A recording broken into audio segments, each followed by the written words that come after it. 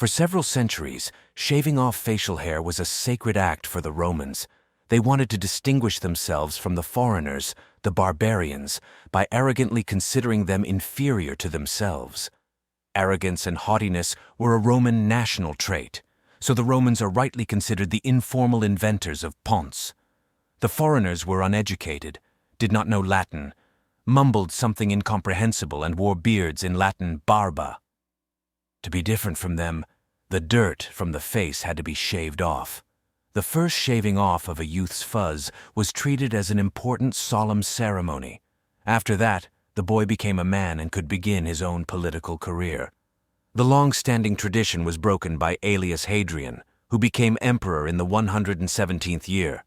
He was the first ruler to stop shaving, but he did not do it out of malice or ideological considerations, but for quite a down-to-earth reason. His face was covered with warts and shaving was painful. All the following emperors followed his example. Hadrian was famous for more than that. He remained in history as one of the good princeps, showing moderation in executions and persecution of enemies. And also, during his reign, there was an important turn in foreign policy. The Roman Empire stopped wars of conquest and moved to defense.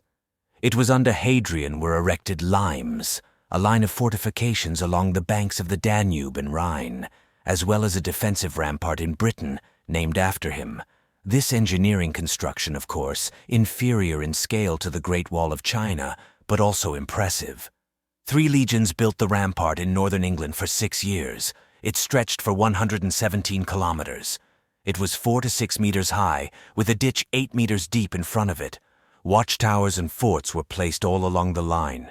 The fortifications were meant to deter raids by northern British tribes, but Hadrian's rampart had no special military significance. It was more of an observation rampart. It could not contain the breakthrough of large enemy forces, but gave time to gather for a repulse. Hadrian's reign was mostly peaceful and quiet.